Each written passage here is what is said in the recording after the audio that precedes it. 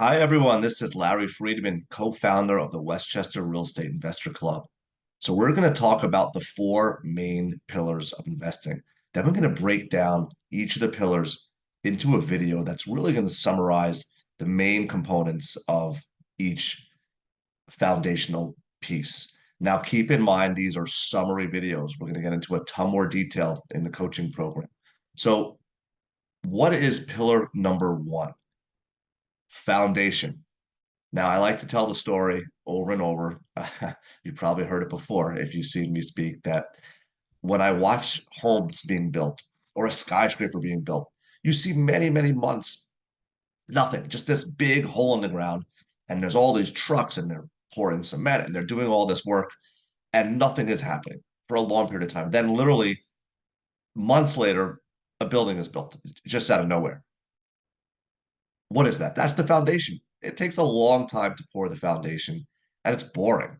And unfortunately, in real estate, what happens is a lot of us that are brand new, they just want to run out, make offers, try to do a deal. Uh, and sometimes it works. A lot of times it doesn't. That there's no long-term success there. Maybe you can get a deal here or there, but that's not setting up the business. Foundation is all about setting up the business, getting a clear understanding of number one, who needs to be on your power team. And that power team is a huge power team that we're going to break down. You need a ton of different people to make this business super successful. At that point, you're also going to determine the next steps to what you need to do in order to move into the second part, which is prospect to contract. Now, that's all about marketing. And we have a whole approach on marketing in terms of free sources versus paid sources versus what's best for you. So really, the second main pillar in prospect to contract is all about the marketing. The third pillar, contracts to closing. This is where a lot of things get shaky. People lose deals here because oftentimes they're not ready and they freeze. You've seen us before in our boot camps. We talk about the person being frozen. You have to have the money correct here. I wrote, get your money right. You have to have financing set up. You have to have your inspection set up. This is all about being able to close quickly once you have that contract.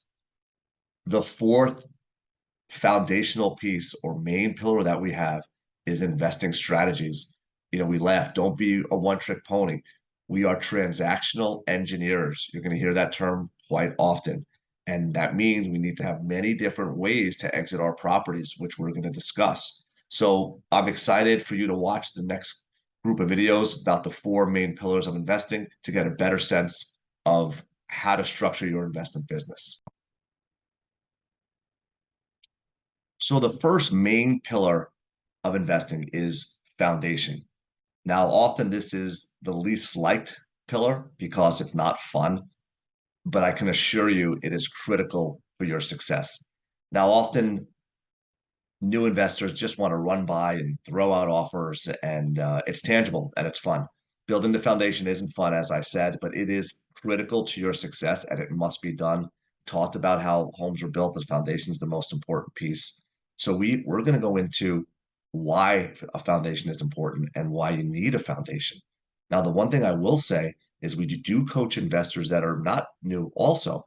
And oftentimes the lack of a proper foundation is why they can't replicate the success that they've had. So maybe they've done 3 or 4 deals and they just can't get that fifth deal, or they've done 10 or 12 and can't stay consistent at 1 or 2 a month. And I can tell you, it almost always comes back to a lack of foundation.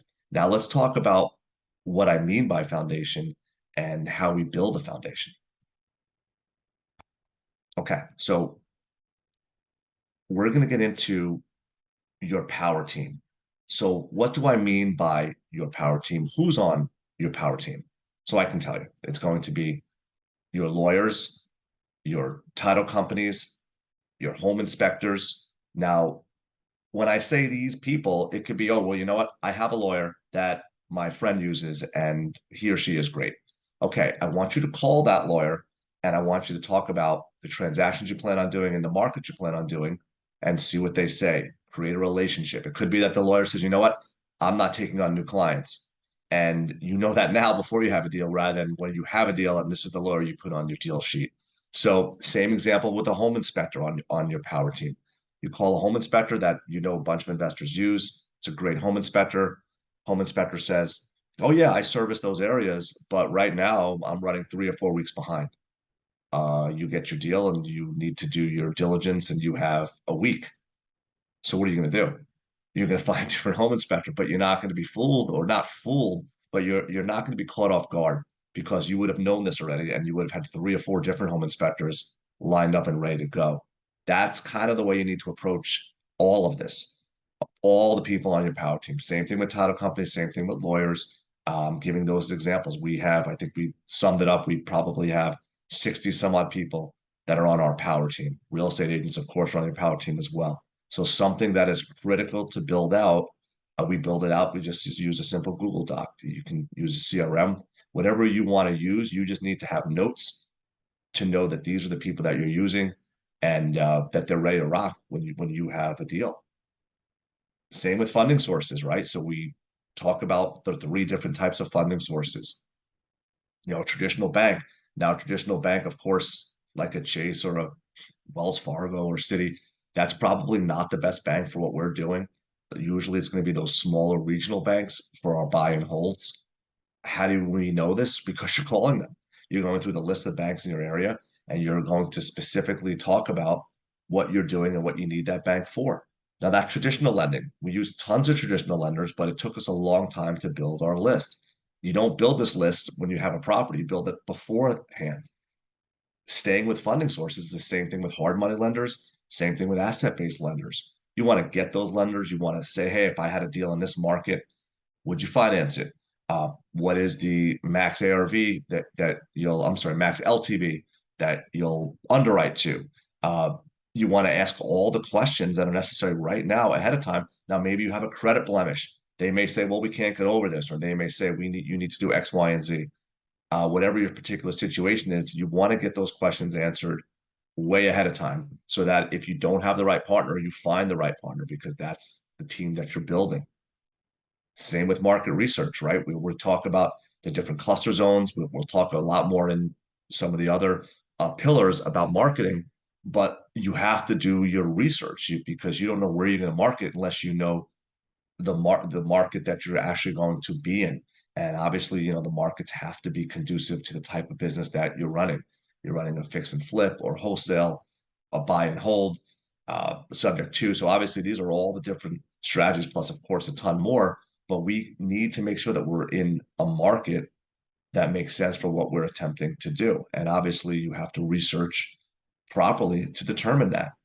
And then finally, it's systems and tools. How are you moving yourself forward? Do you have your CRM in place? Do you have your website in place? Do you have everything that you need to be able to get your business off the ground and up and running? Is your phone system working? I mean, these are simple things that if they're not working properly and if they're not done purposefully, you can get yourself in lots of trouble. So the key takeaway here is take your time, build, get good in-depth knowledge of what you need to accomplish in order to have the proper foundation to build a business that's lasting, not a one-hit wonder, but a business itself that has a strong core, and that is pillar number 1, foundation.